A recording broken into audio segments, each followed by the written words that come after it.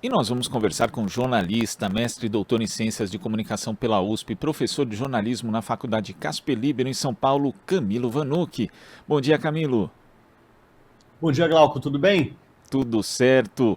O Camilo que está lançando hoje, junto com Simone de Carvalho, um livro que é um livro duplo. Camargo. Oi? É Simone de Camargo. Simone de Camargo, então tá escrito errado aqui, perdão, Simone de Camargo. E é um livro duplo, né? Uma obra diferente, Camilo, porque de um lado temos Fome, como enfrentar a maior das violências, e do outro, A Terra é Plena, como alimentar o mundo e cuidar do planeta. Para quem está acompanhando aqui pela TVT, o Camilo está mostrando aqui o formato do livro, é só virar, são dois livros em um. Primeiro, eu queria que você explicasse essa concepção dessa obra e também desse tema que é tão importante, tão fundamental, foi tão relevante agora na campanha eleitoral e também vai ser mais relevante ainda durante o próximo governo, Camilo. A gente voltou ao tempo em que não tem outra necessidade mais urgente do que voltar a garantir que as pessoas possam comer 3 refeições por dia. E a gente veio acompanhando esse aumento avassalador da fome nos últimos 2 anos. Chegamos a 33 milhões de pessoas no Brasil passando fome, e mais da metade da população em situação de insegurança alimentar, que é aquela que você não sabe se você vai ter alimento em quantidade e qualidade suficiente para alimentar a si mesmo e a sua família nos próximos dias. E isso deixou a gente, né, 20 anos depois do Fome Zero, como que a gente pôde voltar a esse estágio? E a gente sabe como é que a gente pôde voltar a esse estágio. Mas a gente foi acompanhando o que estava acontecendo, né, com o país e com as pessoas passando fome, gente sendo presa porque tentava roubar 2 pacotes de miojo no supermercado, Padre Júlio sendo ameaçado por fazer o trabalho que ele faz com distribuição de comida, com alimentar e abrigar essas pessoas de rua em São Paulo, e vários elementos e episódios como esse. E muito na ideia de falar, olha, a gente precisa voltar os olhos para isso, a gente precisa mostrar o que está acontecendo, e não ficar só na denúncia. Então, a ideia de fazer o livro desse jeito foi mostrar também que é possível fazer uma luta, uma busca, uma construção da segurança alimentar no Brasil por meio de uma forma que a gente não vai destruir o planeta, que hoje isso é importantíssimo a gente pensar. O que acontece com a soja, com a pecuária no Brasil, com a destruição, o desmatamento e a queimada de florestas na Amazônia, a gente está indo em direção a um agronegócio que não garante segurança alimentar, que não põe comida na mesa de ninguém, ou de praticamente ninguém. Pelo contrário, né, eles tiram a possibilidade das pessoas plantarem alimento na horta, no quintal de casa, nas pequenas propriedades familiares, e a gente foi mostrar que a gente precisaria investir justamente no contrário hoje, que é potencializar a capacidade de produção e de venda, de distribuição de comida pela agricultura familiar e produzir um alimento de forma agroecológica, agroflorestal, saudável, sem agrotóxico, sem destruir o planeta e garantindo, sim, comida no prato, comida na mesa das pessoas. E Camilo, inclusive em relação a isso, né, vocês falam que a obra surge de uma obsessão em buscar ali alternativas ao modelo hegemônico vigente, também ao sistema agrícola que é, na verdade, hegemônico no país. Esse é um ponto muito importante, né, porque muitas vezes se mostra esse modelo do agronegócio brasileiro como se fosse o único possível, mas experiências, inclusive desenvolvidas no próprio Brasil, que estão descritas no livro, mostram que isso não é verdade, Camilo? Não, o agronegócio ele tem tido um efeito brutal na fome das pessoas, porque, bom, primeiro que ele é um deserto verde, né? A soja é um deserto verde, o pasto é um deserto, você não tem outra diversidade de alimentos, outra diversidade de espécies, onde a monocultura desses produtos chega. Lugares em que se plantavam diversos alimentos que eram capazes de garantir segurança alimentar, esses alimentos somem. Tem estados em que, cidades, municípios, áreas rurais em que não se tem mais feijão, não se tem mais arroz, não se tem aquilo que as pessoas precisam para comer.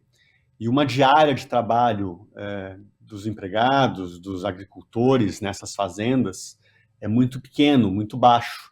E às vezes, né, no final do dia, no final do mês, as pessoas plantam, vivem num ambiente rural que poderia ser biodiverso, que poderia ser saudável, sustentável, mas na hora de comprar comida, elas precisam ir no mercado e comprar alimento ultraprocessado, que é o que dá para pagar com aquele salário. Então, e isso causa também na fronteira agrícola da Amazônia, que a gente comenta, né, que a gente usa essa expressão, porque isso há um avanço em direção à floresta, de que cada vez mais essas áreas estão sendo devastadas para plantio dessa monocultura. Emprega pouca gente, não é? É uma falácia também a ideia de que emprega muita gente. A agricultura familiar, ela emprega, mesmo que esse emprego seja entre aspas, né? Tem muito mais gente que consegue sobreviver, viver, tocar sua vida e comprar comida, comprar as coisas que precisa por meio da agricultura familiar, das pequenas propriedades, do que do agronegócio. E o agronegócio, ele planta soja para exportação. A gente não se alimenta de soja. A gente usa uma parte modesta dessa soja de forma indireta, porque a soja ela pode estar na ração de animais que são animais que vão ser usados como alimento na cadeia produtiva em seguida, ou do óleo. Mas o grosso que acontece no Brasil é que a gente tem um agronegócio todo dependente de espécimes que vão para fora do país, para exportação, e que não põe comida no prato da gente, infelizmente. Inclusive teve um estudo, eu lembro de 2018, né, sobre a região do Mato Piba, Maranhão, Tocantins, Piauí, Bahia, né, tido como vitrine do agronegócio, que mostrava que 60% da renda gerada na região ia para 0,4% das fazendas produtoras. Ou seja, é um modelo de fato Olha, concentrador de renda, né, Camilo? concentrador de renda. Concentrador de renda, e ele dispersa essa necessidade essencial que a gente tem hoje. A gente está vivendo numa situação de as pessoas precisam comer, Glauco. As pessoas precisam comer.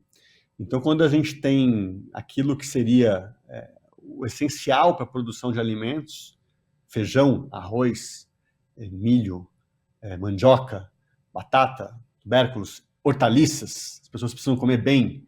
Essas regiões estão sendo trocadas, substituídas justamente por essas commodities. As pessoas plantam formas de investir, formas de ganhar dinheiro. Planta dinheiro, não planta o que vai fazer com que as pessoas tenham segurança alimentar.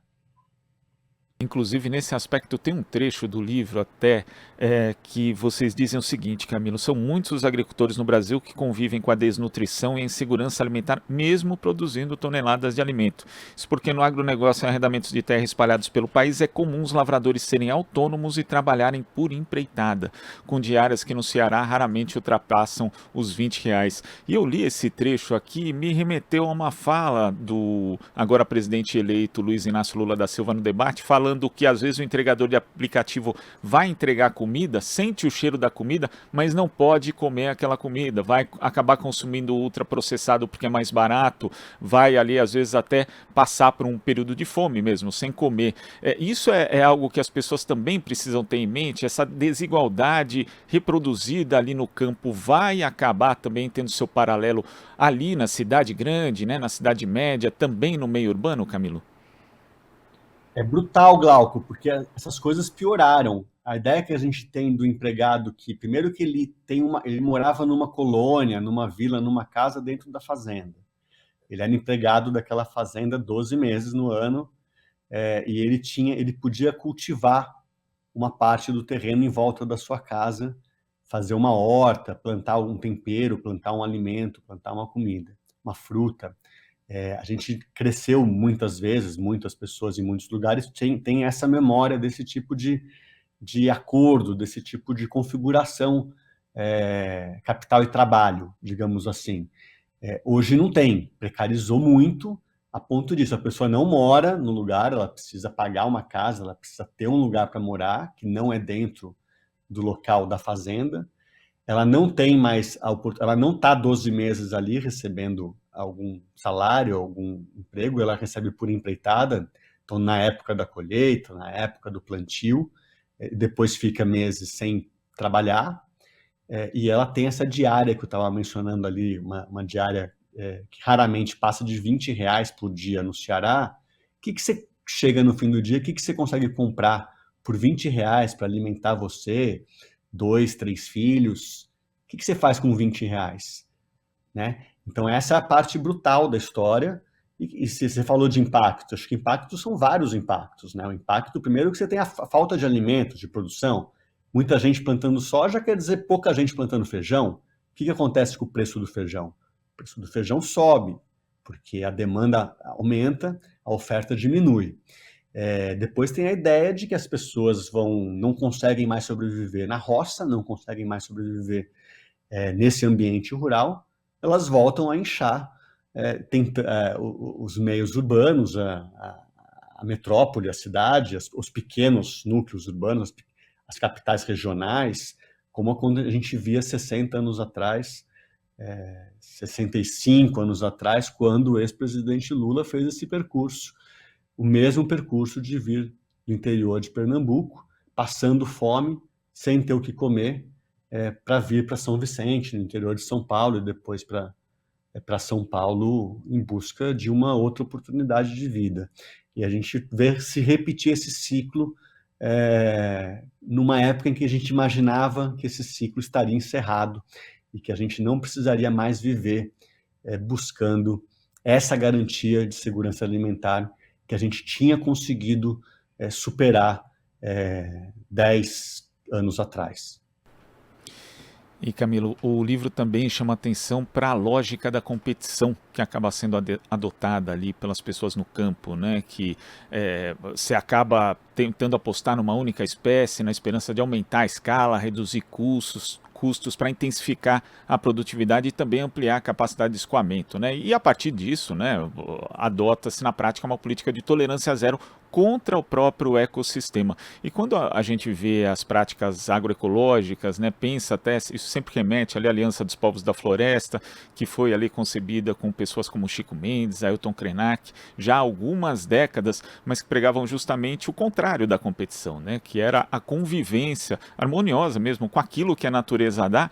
E também hoje a gente tem algumas tecnologias sociais, café com floresta, né, que você não precisa, na verdade, destruir parte da floresta para plantar café. As duas culturas podem acabar convivendo. Então é necessário também modificar essa cultura da competição, da concorrência, por uma cultura que seja de cooperação, de solidariedade, Camilo?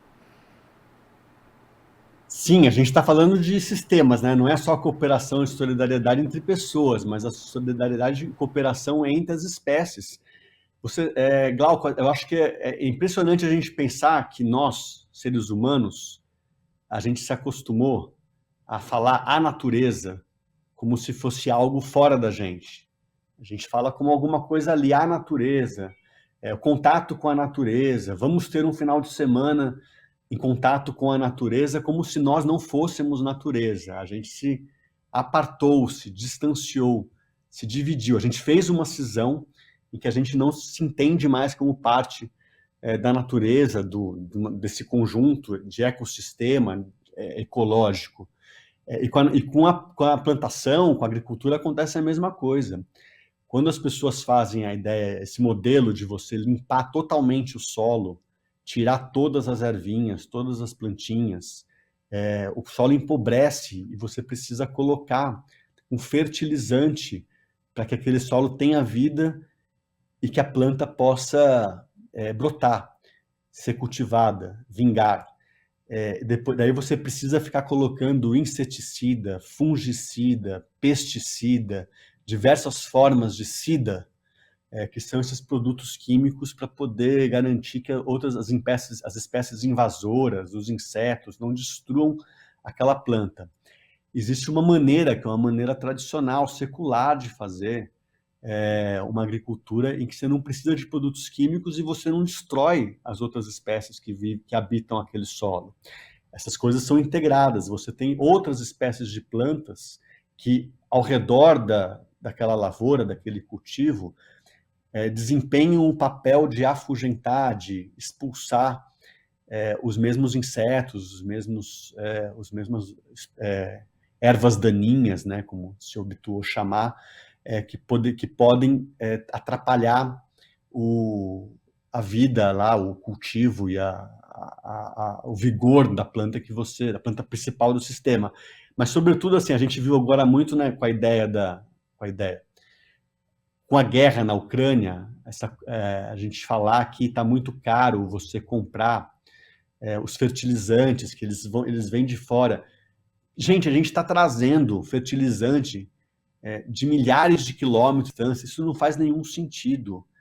E o solo, essa agricultura agroecológica, ela mostra que o solo, na maioria dos lugares, com outras espécies ali ajudando, ele é soberano. Você consegue ter o potássio, o NPK, as espécies, os produtos, as substâncias químicas que são importantes, químicas, mas naturalmente químicas, né? Bioquímicas, que são importantes para ajudar a espécie vegetal a crescer.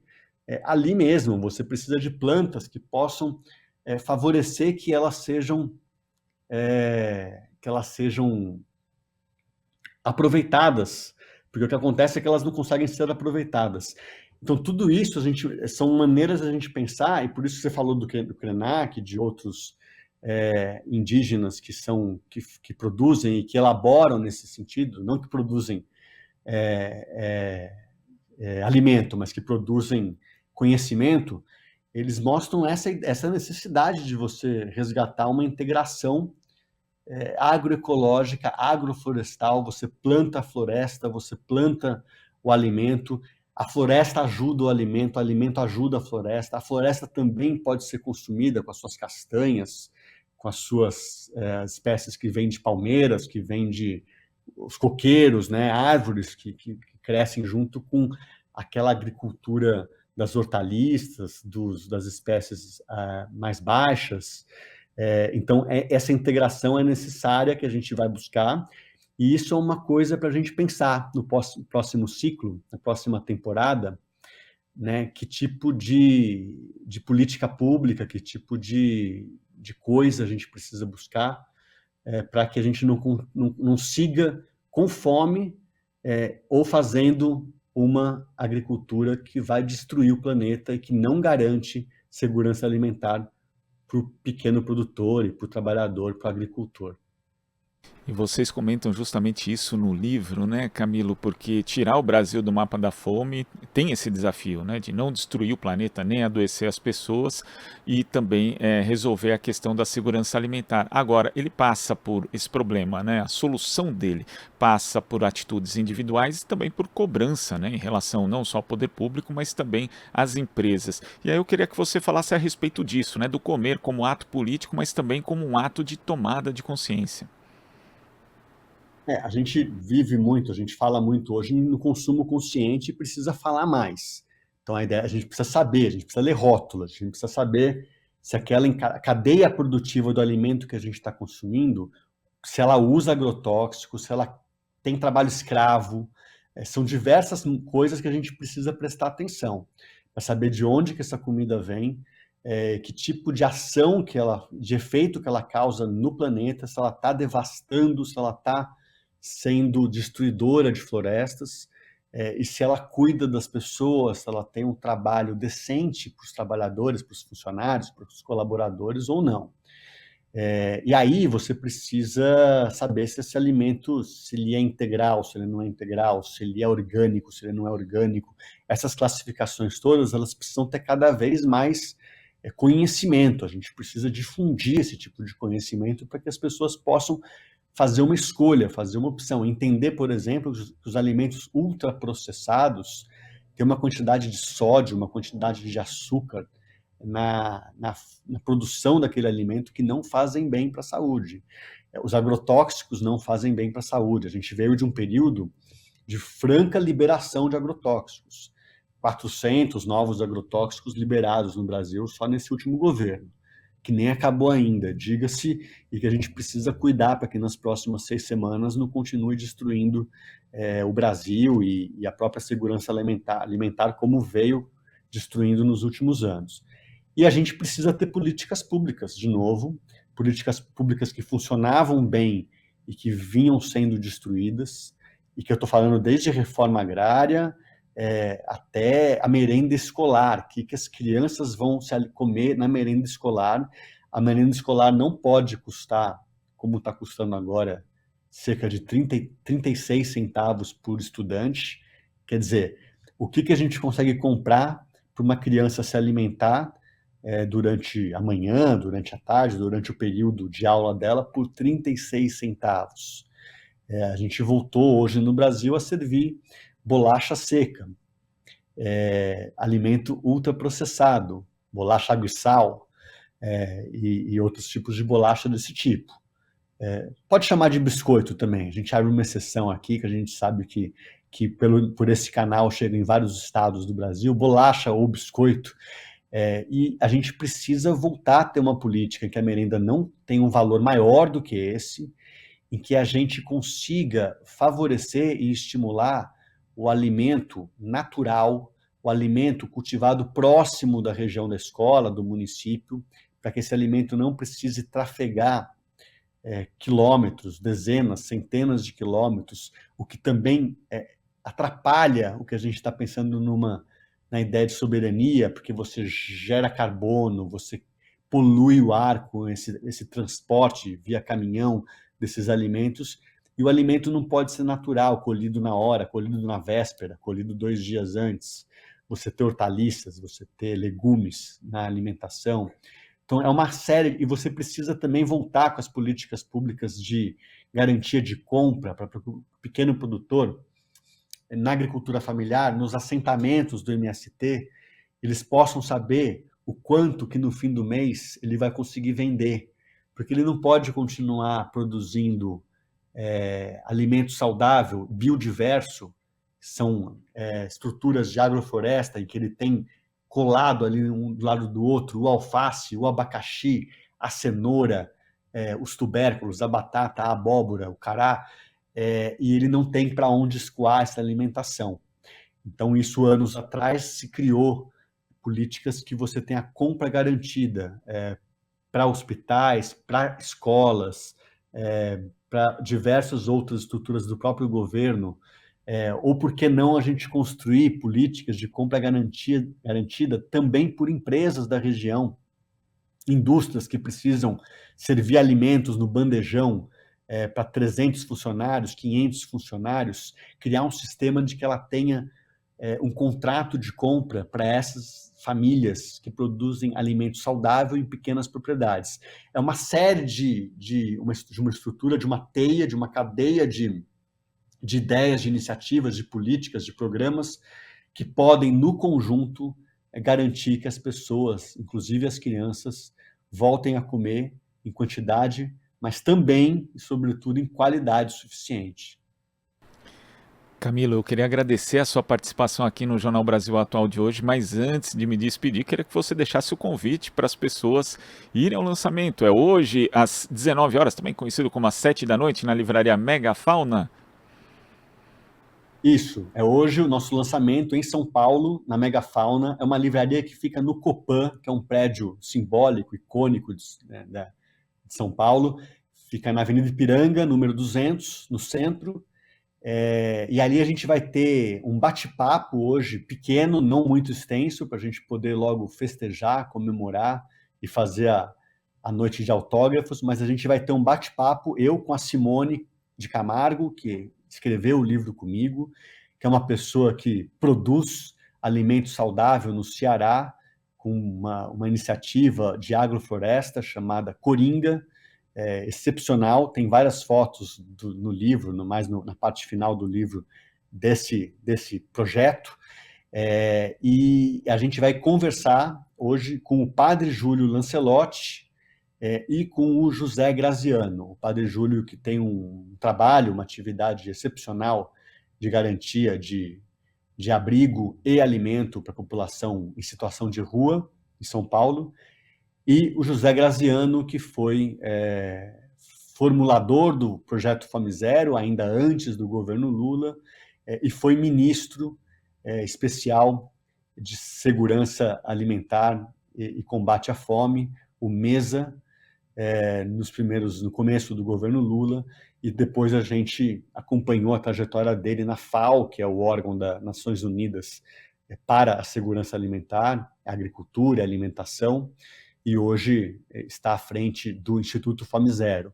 Então essas duas pessoas vão estar com a gente para a gente fazer um bate-papo, falar sobre essa situação, e eu convido vocês a ir lá, participar, prestigiar esse tema, a gente aprender um pouco mais, conversar um pouco mais sobre ele, fundamental nessa virada de governo, para a gente pensar nos próximos anos, e depois, em seguida, comemorar com a gente, comprar o livro, folhear o livro, e poder estar lá. E a Livraria Megafauna é uma livraria muito gostosa também, então eu convido todos vocês a participar e agradeço a gentileza, Glauco, da entrevista.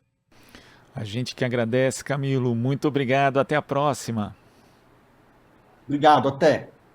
Conversamos aqui com o jornalista, mestre e doutor em Ciências da Comunicação pela USP, professor de jornalismo na Faculdade Casper Libero, Camilo Vanucchi.